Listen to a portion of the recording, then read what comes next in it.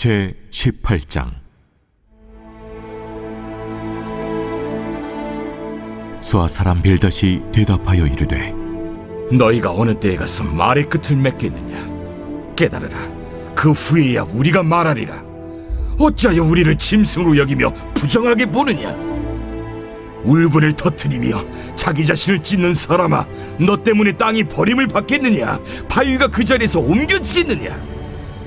악인의 빛은 꺼지고 그의 불꽃은 빛나지 않을 것이요, 그의 장막 안의 빛은 어두워지고 그 위의 등불은 꺼질 것이요, 그의 활기찬 걸음이 피곤하여지고 그가 마련한 꾀에 스스로 빠질 것이니, 이는 그의 발이 그물에 빠지고 올가미에 걸려들며 그의 발 뒤꿈치는 덫에 치이고 그의 몸은 올무에 얽힐 것이며, 그를 잡을 덫이 땅에 숨겨져 있고 그를 빠뜨릴 함정이 길목에 있으며, 무서운 것이 사방에서 그를 놀라게 하고 그 뒤를 쫓아갈 것이며, 그의 힘은 기근으로 말미암아 쇠하고 그 곁에는 재앙이 기다릴 것이며, 질병이 그의 피부를 삼키리니 곧 사망의 장자가 그의 지체를 먹을 것이며, 그가 의지하던 것들이 장막에서 뽑히며 그는 공포의 왕에게로 잡혀가고 그에게 속하지 않은 자가 그의 장막에 거하리니, 유황이 그의 처소에 뿌려질 것이며 밑으로 그의 뿌리가 마르고 위로는 그의 가지가 시들 것이며, 그를 기념함이 땅에서 사라지고 거리에서는 그의 이름이 전해지지 않을 것이며, 그는 광명으로부터 흑암으로 쫓겨 들어가며 세상에서 쫓겨날 것이며, 그는 그의 백성 가운데 후손도 없고 후에도 없을 것이며, 그가 거하던 곳에는 남은 자가 한 사람도 없을 것이라. 그의 운명에 서쪽에 소는 자와 동쪽에 소는 자가 깜짝 놀라리라. 참으로 불의한 자의 집이 이러하고 하나님을 알지 못하는 자의 처소도 이러하니라. 유인물 보면서 내용 살펴보도록 하겠습니다. 서론 가겠습니다. 욥기는 고난의 문제를 긴 호흡으로 다루고 있습니다. 사실 인생에서 가장 풀기 어려운 문제가 고난입니다. 왜 세상에 고난이 시작되었고, 왜 나에게 이런 어려움이 닥쳤고, 왜 사람들은 병에 걸리고 사고를 당해야 하는가? 인생에 수없이 많은 고난에 대한 질문들이 우리를 기다리고 있습니다. 항상성, 본래 있던 상태로 돌아가려는 속성입니다. 모든 생명체는 평온한 상태를 좋아합니다. 인간도 고난이 찾아오면 빨리 원인을 찾아 원래의 평온한 상태로 돌아가고 싶어 합니다. 인류는 종교, 철학, 과학, 도덕으로 이 고난의 문제를 해결하려고 하였습니다. 이 모든 것의 근본 원리는 원인 없는 결과가 없다는 것입니다. 문제가 있기 때문에, 죄가 있기 때문에, 원인이 있기 때문에 고난이 발생했다는 것입니다. 또한 고난이 자신에게 다가올 것을 예방하기 위해 노력합니다. 고난을 일으키는 원인을 제거하는 것이죠. 선행, 종교, 정치, 교육, 돈, 힘 등 다양한 방법으로 고난을 예방하려고 합니다. 하지만 우리의 인생에 고난을 완전히 예방할 수도 없고 고난을 완전히 해결할 수도 없습니다. 착한 사람이 고난을 당하기도 하고 악한 사람이 더 잘 살기도 합니다. 이런 고난의 문제를 어떻게 다 이해할 수 있겠습니까? 시작할 때마다 언급하는 건데요. 욥기는 굉장히 깁니다. 42장까지 있는데 내용이 다 비슷비슷합니다. 그럼에도 불구하고 성경은 긴 호흡으로 이 이야기를 하고 있습니다. 고대 사회는 이 종이가 없던 시절이죠. 파피루스에 쓰거나 양피지에 써야 하는데 굳이 이렇게 별로 재미도 없고 반복되는 내용인데 왜 굳이 하나님은 이 이야기를 이 양피지에, 파피루스에 이렇게 길게 써야만 하셨을까?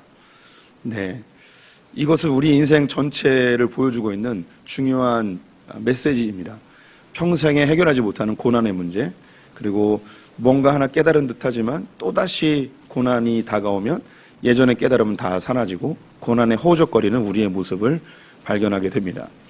우리는 주님 안에서 모든 것이 합력하여 선을 이루신다는 주님의 말씀도 믿고, 또 우리의 과거, 현재, 미래 모든 죄를 주님이 다 해결하셨음도 믿습니다.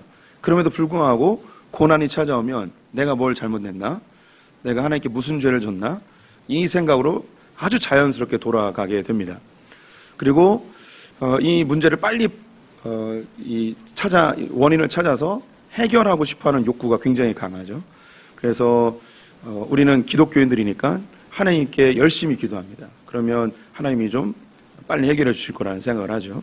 그런데도 문제가 해결이 안 되면 자책을 하죠. 내가 믿음이 없나 보다, 정성이 부족한가 보다. 그래서 더 열심히 기도하고 주변 사람들에게 중보기도 요청하고, 그것도 안 되면 담임 목사님에게 목사님 문자 안 하려고 그랬는데요, 어쩔 수 없이 문자 하게 되네요. 목사님 저를 위해 기도해 주세요. 이렇게 좀 뭔가 영빨 있는 사람에게 기도 부탁을 해서 문제를 빨리 해결하려는 그런 마음이 있죠. 또 문제가 일어나지 않더라도 이렇게 행복해도 되는 거야? 하는 불안함이 있습니다. 언제 나에게 또 불행이 찾아올까? 그런 불안한 마음을 가지고 있죠. 그래서 전전긍긍하며 마치 얼음 위를 걷는 듯이 혹시 나에게 불행이 찾아오면 어떡하나? 불행을 예방하기 위한 방법들을 찾습니다. 우리가 힘이 없는 자들이기 때문에 종교적으로 하나님 앞에 뭔가 봉사도 열심히 하고 헌신하면 고난을 예방해 주실 것이라는 생각을 자연스럽게 갖습니다. 또 우리가 뭔가 좀 능력이 있는 사람이라면 돈이나 힘이나 권력이나 인간관계를 통해서 우리의 고난을 좀 예방하려고 하는 것이 인간의 본질적인 속성입니다. 그런데 이게 다 해결이 안 되는 거죠. 그럼에도 불구하고 불안하고, 그럼에도 불구하고 고난이 찾아오면 왜 나에게 이런 고난이 찾아왔는가? 누군가를 탓하게 되고 원망하게 되고 자기 자신을 자책하기도 하고, 신앙인들은 하나님께 분노하기도 하는 것이 인간의 모습입니다. 이게 인생 전체에서 계속 반복되기 때문에 욥기는 이것을 긴 호흡으로 반복적으로 이야기를 해주고 있습니다. 이게 약간은 지루해질 수 있겠지만 이게 우리의 인생이다라는 것을 성도님들이 꼭 기억해 주셨으면 좋겠고요. 우리는 그 중에 이제 두 번째 논쟁으로 와 있습니다. 계속 읽겠습니다. 고난을 당한 욥은 친구들에게 계속해서 죄로 인해 고난이 발생했다고 공격을 당하고 있습니다. 심지어 자신은 죄가 없다고 항변하는 욥에게 엘리바스는 악인이라고 말합니다. 욥은 고난을 당한 자신에게 지금 필요한 것은 훈계나 가르침이 아니라 위로와 중보자가 필요하다고 이야기하였습니다. 또한 욥은 하나님 앞에서 모든 희망이 사라지고 죽음밖에 생각할 수 없다고 탄식합니다. 이에 대해 빌닷이 뒤를 이어 날카로운 비난을 쏟아내기 시작합니다. 첫 번째 논쟁이 끝났습니다. 첫 번째 논쟁에서 세 친구가 강력하게 이야기한 게 뭐냐면 인과응보라는 거예요. 네가 이렇게 고난을 당한 것은 죄가 있기 때문에 고난을 당한 거란 거죠. 그러자 욥이 나는 아니다. 나는 하나님 앞에 이렇게 큰 죄를 지은 적이 없다. 하나님 앞에 내가 완벽하게 살았다고 말할 수 없지만 내가 이렇게 큰 고난을 당할 만큼의 큰 죄를 진 적이 없다 이야기합니다. 그런데 친구들이 반복적으로 원인 없는 결과는 없다. 이 세상에 봐라. 착한 사람은 복받고 악한 사람은 벌받는다. 네가 이렇게 벌을 받은 건 네가 고백하지 않은 죄가 있다. 빨리 하나님 앞에 회개하고 하나님의 긍휼을 구해라 라고 첫 번째 논쟁에서 이야기를 했습니다. 근데 여기에 대해서 전혀 수긍하지 않는 이 욥에 대하여서 두 번째 논쟁에는 더 과격해집니다. 엘리바스는 제일 연장자였는데요. 첫 번째 논쟁 때는 굉장히 친절하게 신사적으로 얘기를 했어요. 그런데 욥이 하는 이야기를 듣더니 열받아가지고 두 번째 논쟁에서는 욥에 대하여서 첫 번째는 죄인이라고 그랬는데 두 번째는 악인이라고 이야기합니다. 죄를 고백하지 않는 너는 진짜 나쁜 놈이다. 네가 의롭다는 거냐? 이 세상에 의로운 사람이 누가 있느냐? 네가 뭐 똑똑하냐? 하면서 너는 악한 놈이다 라고 아주 험하게 이야기를 합니다.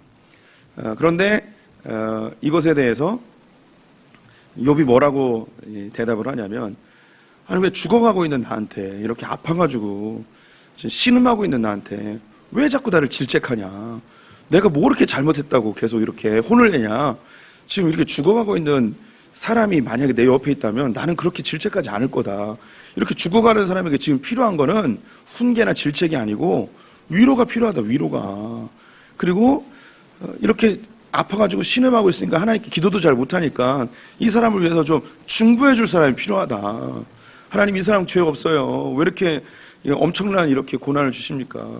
하나님 욥을 아시지 않습니까? 욥이 평소에 얼마나 주님을 잘 섬겼습니까? 이렇게 크게 고난당할 이유가 없습니다. 주님 이 욥 좀 살려주시고 고쳐주시고 회복시켜 주십시오. 이렇게 얘기해 줄 중보자가 필요한 거지. 내가 이렇게 고난당한다고 질책하고 나를 비난하고 이렇게 지금 이게 필요한 게 아니다 하면서 엘리바스에게 막 토론을 합니다. 그러면서 마지막으로 나는 차라리 그냥 죽었으면 좋겠다. 나에게 남은 거는 이제 죽음밖에 없다. 죽음을 앞에 두고 있는 사람에게 이렇게 너 죄 때문에 죽는 거야, 죄 때문에 고난당하는 거야, 이렇게 이야기하지 마라. 내가 남은 게 뭐가 있냐, 내게 소망이 뭐가 있냐, 내가 이렇게 다 몸이 다 썩어가고 있는데 하나님께 기도해서 회복된다면 내가 뭘 회복하겠냐. 자식들도 다 죽고 마누라는 도망가고 재산도 다 잃어버리고 내가 여기서 회복한다면 뭘 회복할 수 있겠냐. 나에게 지금 필요한 건 그냥 죽음뿐이다 하고 이야기를 했습니다. 이 이야기가 17장까지 이야기예요. 이 이야기를 듣던 빌닷이 엘리바스보다 더 강력하게 비난을 하기 시작합니다. 1절부터 4절 교독해 볼게요. 제가 먼저 읽습니다. 수아 사람 빌닷이 대답하여 이르되 너희가 어느 때에 가서 말의 끝을 맺겠느냐. 깨달으라. 그 후에야 우리가 말하리라. 어찌하여 우리를 짐승으로 여기며 부정하게 보느냐. 울분을 터뜨리며 자기 자신을 찢는 사람아, 너 때문에 땅이 버림을 받겠느냐. 바위가 그 자리에서 옮겨지겠느냐. 네, 1번입니다. 빌닷은 욥이 친구들을 무엇처럼 여긴다고 하나요? 예, 짐승처럼 여긴다고 합니다. 네. 빌닷의 말 첫 번째, 어찌하여 우리를 짐승으로 여기며. 예, 빌닷의 말을 다시 해석해 보겠습니다. 언제까지 그렇게 말을 할 참인가? 아무렇게나 말하지 말고 좀 생각을 하란 말일세. 그래야 대화가 가능하지 않겠나? 도대체 자네는 왜 우리를 짐승처럼 여기며 우리를 왜 그렇게 더럽게 보는가? 자네는 지금 자기 분에 못 이겨 스스로 옷을 찢고 있지 않은가? 자네가 그렇게 한들 땅이 흔들리겠는가? 바위가 옮겨지겠는가? 헛수고하지 말고 좀 가만히 우리가 하는 얘기를 좀 들어보라고 좀 이렇게 이야기합니다. 말 좀 그만하고 좀 들으라고 이야기합니다. 설명 읽겠습니다. 빌닷은 욥의 이야기를 듣더니 매우 거칠게 대응을 합니다. 핵심은 제발 말 좀 그만하게, 좀 생각 좀 하고 말을 하라고. 그도 그럴 것이 방금 전에 말했던 엘리바스는 한 장 분량으로 말했는데요, 욥은 2장 분량으로 말했습니다. 욥이 죽을 만큼 아프다고 하면서도 말은 참 잘하고 있는 것을 보게 됩니다. 예, 그 앞에 보면요, 15장에 엘리바스가 얘기한 거고요, 16장, 17장이 욥이 얘기한 거예요. 욥은 죽을 만큼 아프지 않은 것 같아요. 예, 말을 참 많이 해요. 예, 아프다고 그러면서 할 말은 다 해요. 예, 그래서 빌닷이 열받았어요. 말 좀 그만하라고. 아프다 그러면서 할 말 다 한다고. 빌닷은 말 좀 그만하고 친구들이 하는 이야기를 귀담아 들으라고 합니다. 그렇게 혼자서 화가 나서 말을 하면 대화가 불가능하다고 말합니다. 빌닷이 첫 번째 논쟁에서 주장했던 것은 자연법칙과 조상들의 지혜였습니다. 자연법칙에는 반드시 원인과 결과가 있다는 것입니다. 조상들이 삶 속에서 죄인들이 반드시 징계를 받는 지혜를 얻었다고 주장합니다. 욥은 빌닷의 주장에 동의한다고 했습니다. 하지만 인과응보로 따진다면 자신이 이처럼 참혹한 징계를 받을 만한 일은 하지 않았다고 항변하였습니다. 빌닷은 두 번째 논쟁에서도 자연법칙을 주장합니다. 그것이 자리라는 단어입니다. 우리 성도님들 4절에 보면 자리라는 단어가 있어요. 바위가 그 자리에서 옮겨지겠는가. 이 자리라는 단어가 유사하게 반복되는데요, 빌닷의 주장에는 자리, 장막, 처소, 거리와 같은 장소 개념이 계속 나오게 됩니다. 빌닷이 주장하고 싶은 것은 이 세상의 모든 것이 원래 자리가 있다는 것입니다. 후에 주장하는 것은 악인이 있어야 할 자리로 간다는 것입니다. 악인이 있어야 될 자리가 바로 지옥이라는 것인데요, 빌닷은 욥에게 주장합니다. 네가 아무리 자기 분에 못 이겨 옷을 찢고 지랄 발광을 해도 땅이 흔들리겠는가? 바위가 그 자리에서 옮겨지겠는가?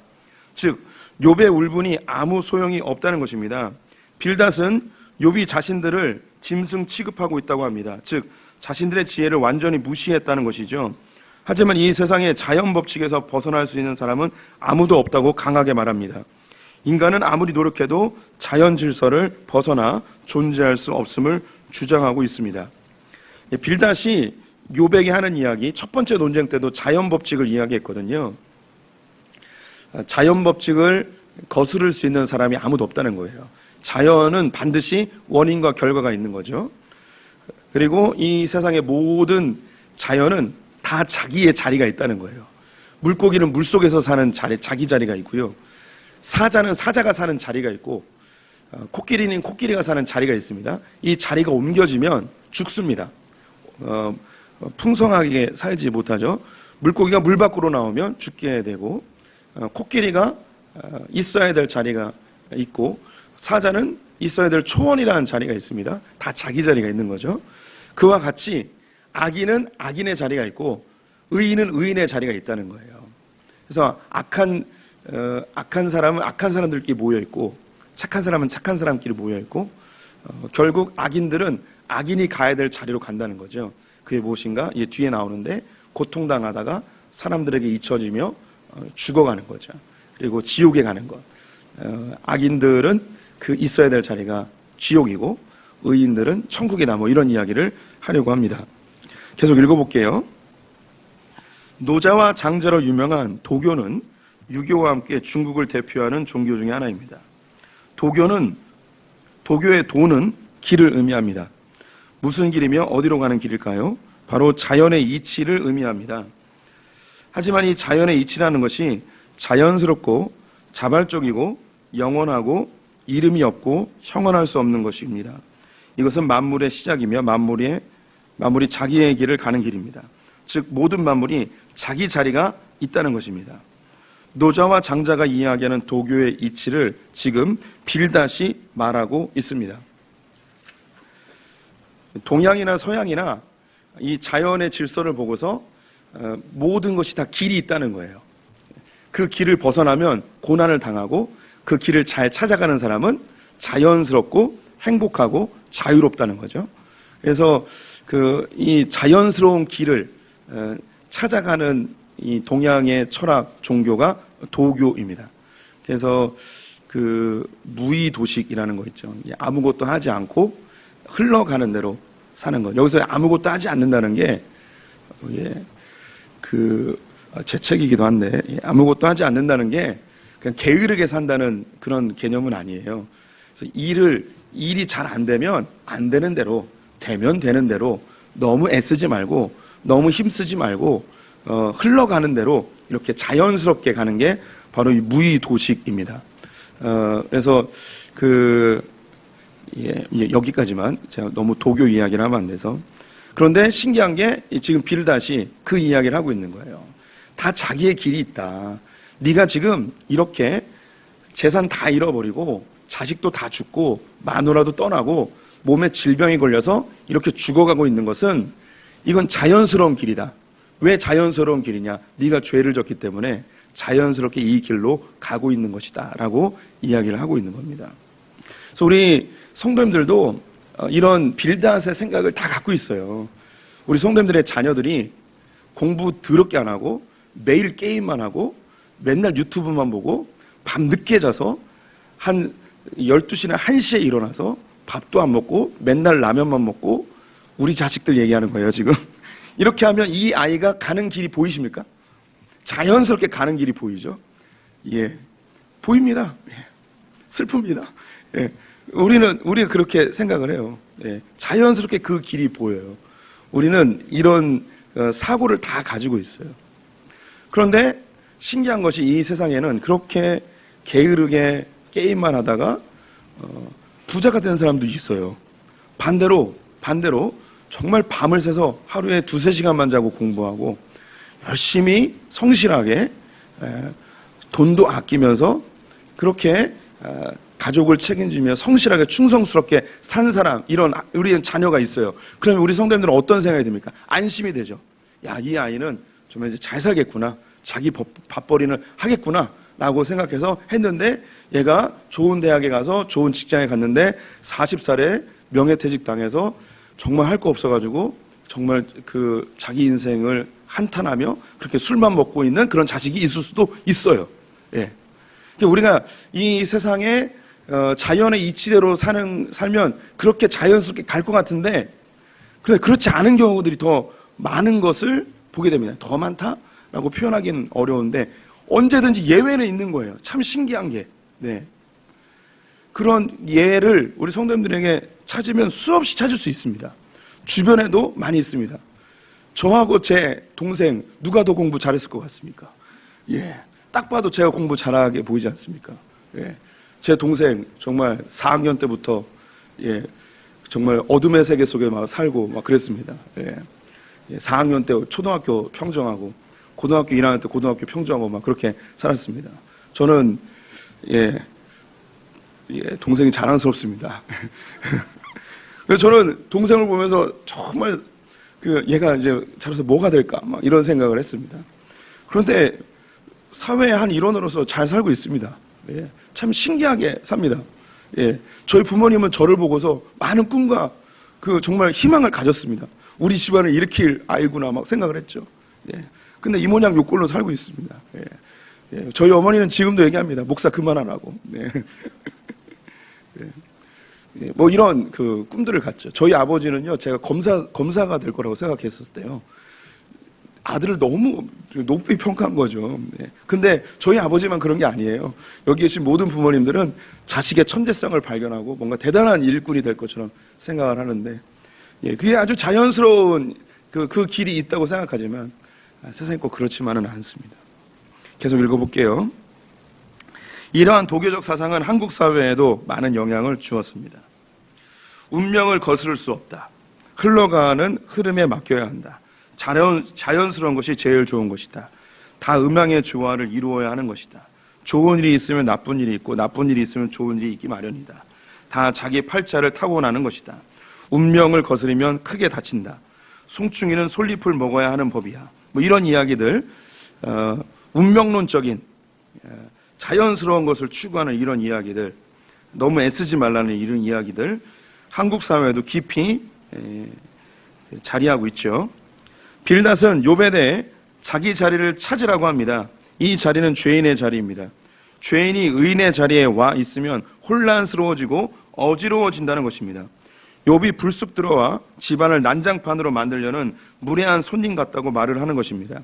그냥 받아들여. 괜히 분위기 좋은데 분위기 깨지 말고 너만 조용히 있으면 아무 일도 없어. 너는 하나님께 징계를 받았으니까 그냥 징계의 자리에 있어.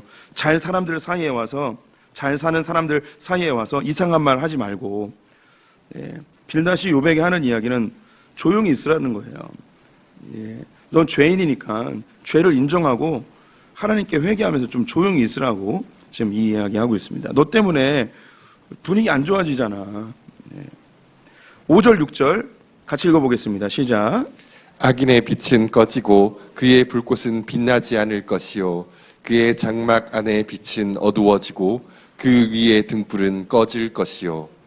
빌닷은 욥에 대한 호칭을 어떻게 하고 있나요? 악인으로 하고 있습니다. 첫 번째 논쟁에서는 죄인이었는데 두 번째 논쟁에서는 악인으로 바뀝니다.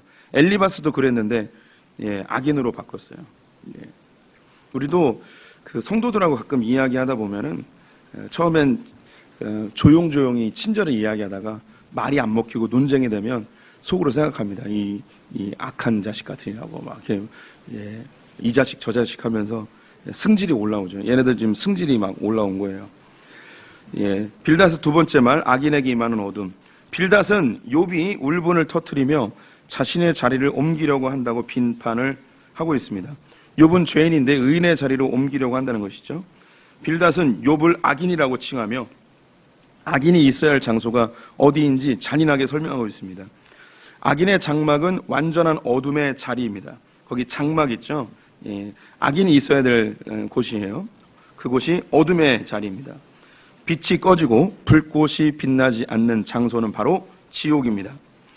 욥은 17장 13절에서 내 침상을 흑암에 펴놓으심에 라고 고백을 이미 하였습니다.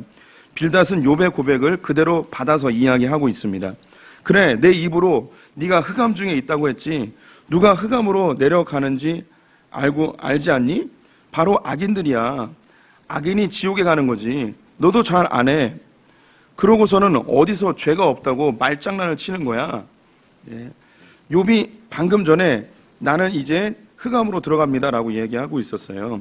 너 잘 안 해. 누가 흑암으로 가냐? 의인은 빛으로 가고 악인은 어둠으로 가는 거 너도 알고 있지 않냐? 너 스스로 네가 흑암으로 간다고 하니까 너 죄인 맞지 않냐? 너 왜 자꾸 헛된 이야기를 하고 있냐? 말장난하지 마라. 말로는 흑암이라고 이야기하고 또 입으로는 자기는 죄 없다고 이야기하고 앞뒤가 안 맞지 않냐? 너 악인 맞아 라고 이야기하고 있습니다. 7절부터 10절 교독해 보겠습니다. 제가 먼저 읽습니다. 그의 활기찬 걸음이 피곤하여지고 그가 마련한 꾀에 스스로 빠질 것이니 이는 그의 발이 그물에 빠지고 올가미에 걸려들며 그의 발 뒤꿈치는 덫에 치이고 그의 몸은 올무에 얽힐 것이며 그를 잡을 덫이 땅에 숨겨져 있고 그를 빠뜨릴 함정이 길목에 있으며 3번입니다. 빌닷은 악인에게 기다리고 있는 것을 말하는데요. 아닌 것이 무엇일까요? 악인에게 기다리는 것 1번 그물, 2번 올가미, 3번 덫, 4번 올무, 5번 수갑. 수갑이 없습니다. 악인에게는 그물과 올무와 덫과 올가미가 기다리고 있다고 합니다. 빌닷의 말 세 번째, 악인에게 피할 수 없는 영별. 다시 해석해 볼게요. 악인의 발걸음이 든든해 보이겠지만 곧 비틀비틀 넘어지고 말 걸세. 자기가 머리를 써서 생각해낸 꾀에 결국 스스로 넘어지는 신세가 될 걸세. 자신이 쳐놓은 덫에 발 뒤꿈치가 걸릴 뿐 아니라 올가미에 묶이게 될 걸세. 또한 땅에는 그를 잡아묶을 올가미가 숨겨져 있으며 그의 길에는 함정이 기다리고 있다네. 악인에게는 이런 것이 기다리고 있다는 거죠. 멸망과 형벌이 기다리고 있다는 것입니다. 빌닷은 악인이 이 땅에서 결국 형벌을 받을 것에 대해 강력하게 언급하고 있습니다. 악인들은 처음에는 잘 사는 것 같지만 반드시 때가 되면 비틀비틀거리게 된다는 것이죠. 악인의 자리는 그물, 올가미, 덫, 올무, 함정이라는 것입니다. 이 자리를 벗어나려고 해도 절대 벗어날 수 없는 운명과 같은 것이라고 말하는 것입니다. 악인은 스스로 만든 올무에 걸릴 뿐 아니라 다른 사람이 놓은 함정과 덫에 걸릴 수밖에 없다고 합니다. 빌닷은 악인은 절대 심판의 운명을 피할 수 없다고 말하는 것이죠. 빌닷의 말에 동의가 되십니까? 악인은 반드시 처벌을 받습니까? 그런 악인도 있고 아닌 악인도 있을 것 같죠. 근데 죄 짓고 못 사는 건 맞는 것 같아요. 그런데 아닌 경우도 있죠. 꼭 이것이 100% 다 맞는 건 아닙니다. 근데 빌닷은 지금 그렇게 이야기하고 있어요. 11절부터 14절 교독해 보겠습니다. 제가 먼저 읽습니다. 무서운 것이 사방에서 그를 놀라게 하고 그 뒤를 쫓아갈 것이며 그의 힘은 기근으로 말미암아 쇠하고 그 곁에는 재앙이 기다릴 것이며 질병이 그의 피를 삼키리니 곧 사망의 장자가 그의 지체를 먹을 것이며 그가 의지하던 것들이 장막에서 뽑히며 그는 공포의 왕에게로 잡혀가고 4번입니다. 빌닷은 악인이 누구에게 잡혀간다고 하나요? 공포의 왕에게 잡혀간다고 합니다. 빌닷의 말 네 번째, 악인을 괴롭히는 끝없는 공포. 본문을 다시 해석해 보겠습니다. 죽음의 공포가 사방에서 악인을 놀라게 할 것이고 그림자처럼 따라다니며 괴롭힐 것이다. 악인은 부자였어도 결국 굶주려 기운이 빠지며 그 주변에 재앙이 늘 도사리고 있을 것이다. 악인은 결국 죽을 병에 걸려 온몸에 퍼져 팔 다리가 모조리 썩어만 갈 것이다. 아무런 걱정 없이 살아가던 장막에서도 쫓겨난 신세가 되어 죽음이라는 왕에게 끌려가는 몸이 될 것이다. 빌닷은 악인이 결국 죽음의 공포에 시달리게 될 것이라고 합니다. 이 말은 욥을 직접적으로 언급하는 내용입니다. 부자였지만 모든 것을 잃어버리고 기운이 빠져 질병에 걸려 팔다리가 점점 썩어가는 욥의 모습을 그대로 묘사하고 있습니다. 빌닷은 아주 악랄하고 잔인합니다. 말싸움에 지지 않는 욥에 대해 매우 감정적으로 악인을 빗대어 욕을 하고 있는 것입니다. 악인은 잘 살던 장막에서 공포의 왕에게로 잡혀가는 운명이라고 말합니다. 어쩌면 인간 모두가 죽음의 공포의 왕에게 끌려가는 인생들이 아닌가 싶습니다. 전설의 고향에 자주 등장하는 저승사자가 떠오릅니다. 빌닷의 말대로라면 우리 모두 악인입니다. 지금 빌닷은요, 읽어서 아시겠지만 아주 잔인하게 욥의 모습을 그대로 보여주고 있는 거예요.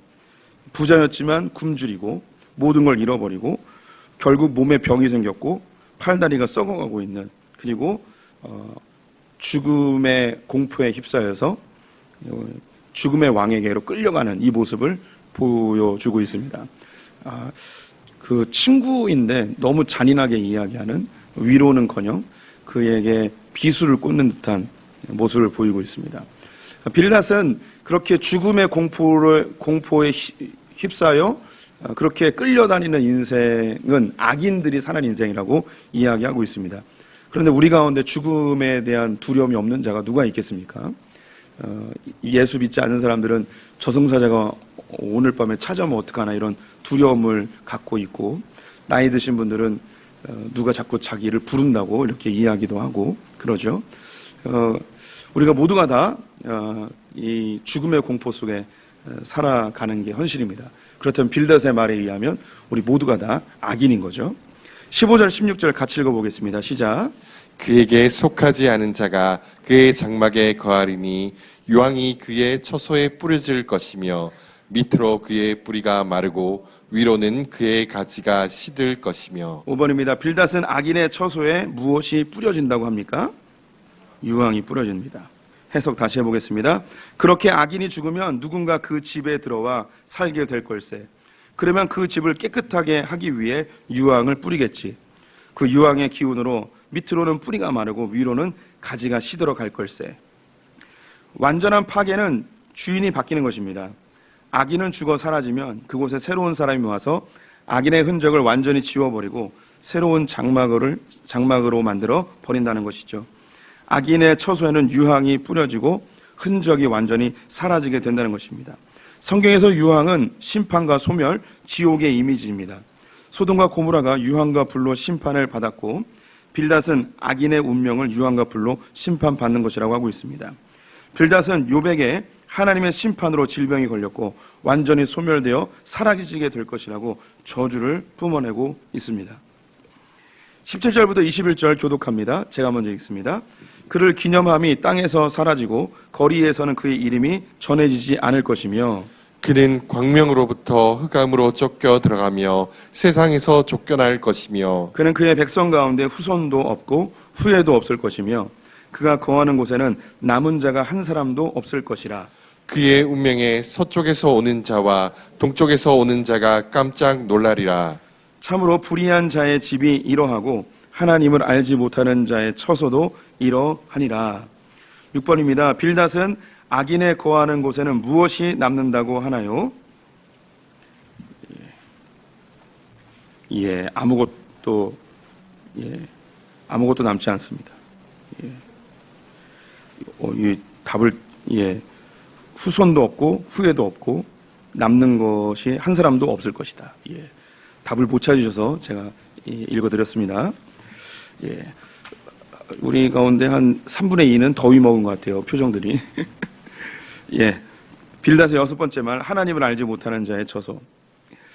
이렇게 악인은 이 땅에서 완전히 사라져 아무도 그의 이름을 기억하는 사람이 없게 될 것이다. 그는 광명으로부터 흑암으로 쫓겨 들어가며 세상에서 쫓겨나 지옥으로 가게 되겠지. 악인의 후손은 존재하지 않고 거기 거하는 곳에는 남은 자가 한 사람도 없게 될 것이다. 그의 운명에 주변 사람들이 깜짝 놀라게 되겠지. 잘 생각해보게 이 멍청한 양반아, 참으로 불의한 자의 집이 이렇게 되는 걸세. 하나님을 알지 못하는 자의 처소가 이렇게 된다는 말일세. 빌닷은 욥이 당한 현재의 모습을 그대로 묘사하고 있습니다. 자식도 잃고 재물도 다 잃고 병에 걸려 죽음의 공포 속에 떨고 있는 욥의 모습을 보여주고 있습니다. 사람들이 찾아와 다들 깜짝 놀라 결국 자식도 없이 아무도 기억해 주는 이 없이 죽음을 맞이하게 될 것이라고 악담을 하고 있습니다. 이렇게 강하게 이야기하는 이유는 정신 차리고 빨리 죄를 고백하라는 것이죠. 그런데 빌닷의 말이 맞을까요? 빌닷이 무엇을 잘못 말했을까요? 빌닷은 세상을 움직이는 질서가 있다고 확신하였습니다. 자연주의입니다. 자연에는 다 그 역할과 자리가 있다는 것이죠. 모든 현상과 변화의 근본 원리를 찾는 것입니다. 빌닷은 하나님의 창조 질서 속에 있는 근본 원리를 찾는 것은 맞습니다. 하지만 그 자연을 창조하시고 운행하신 하나님의 절대적인 능력을 인지하지 못하고 있습니다. 하나님은 아담과 하와의 범죄로 첫 번째 자연 질서를 새롭게 편성하셨습니다. 가인이 아벨을 죽인 이후에 땅이 힘을 잃게 하는 새로운 질서를 또한 주셨습니다. 더욱 강력하게 홍수 심판을 위해 첫 번째 만드셨던 자연 질서를 파괴하시고 완전히 새로운 자연 질서를 주셨지요. 바벨탑 사건으로 언어의 질서를 완전히 새롭게 만드셨습니다. 하나님은 자연 위에 존재하시는 분이십니다. 예수님이 이 땅에 많은 이적들을 행하셨습니다. 이것들은 대부분 자연 질서를 뛰어넘는 능력이었습니다. 무리를 걸으셨습니다. 오병이어로 5천 명을 먹이셨습니다. 죽은 자를 살리시고 말씀으로 사람의 질병을 낫게 하셨습니다. 빌닷이 자연 질서 속에서 있어야 될 자리를 찾는 것, 네, 아주 잘한 거 맞습니다. 자연의 이치에 맞추어 사는 것 매우 중요합니다. 우리도 이 세상을 살 때에 순리대로 사는 것 매우 소중합니다. 흐름대로 사는 것, 우리가 크게 불편하지 않고 우리의 삶에 어느 정도 만족하며 살 수 있어요. 앞에서 이야기했던 순리대로 사는 거, 운명을 거스리면 안 되고 악한 자들의 끝은 지옥이고 이런 거 다 맞습니다. 다 맞는데 이 자연을 지으신 하나님, 자연보다 더 크신 하나님, 그 하나님을 빌닷은 발견하지 못하고 있는 겁니다. 우리 성도님들도 이 세상의 흐름에 맞춰서 사는 거 맞습니다. 장사를 하려고 해도 새로운 것보다도 많은 사람들이 좋아하는 거 하는 게 좋고요. 그리고 영화를 만들 때나 혹은 우리가 어떤 직장을 가질 때에도 사람들이 대부분 좋아하는 거 하는 게 맞습니다. 이게 그 순리예요. 그런데 이 세상을 지으신 하나님, 자연보다 더 크신 하나님, 그 하나님 우리 아버지시잖아요. 그래서 때로는 하나님이 개입하시면 이 세상이 다 아니라고 하는 그 일을 해야 될 때가 있어요.